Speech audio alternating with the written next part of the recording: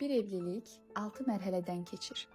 Amma cütlüklərin çoxusu 3-cü mərhələdə təslim olur. Birinci mərhələ xəyal mərhələsidir. Hər iki tərəfin ürəyi həyəcanla döyünür. Hər şey qüsursuz, sehirli, asan görünür. Gələcək parlaq görünür. Reallıq hələ qapını döyməyib. İkinci mərhələ reallıq mərhələsidir.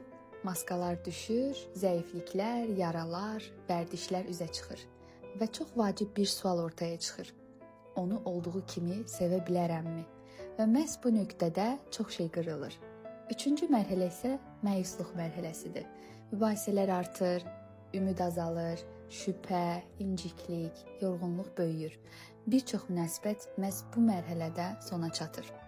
Dördüncü mərhələ böyümə mərhələsidir. Artıq dəyişdirməyə çalışmaq yerinə anlamağa başlayırıq.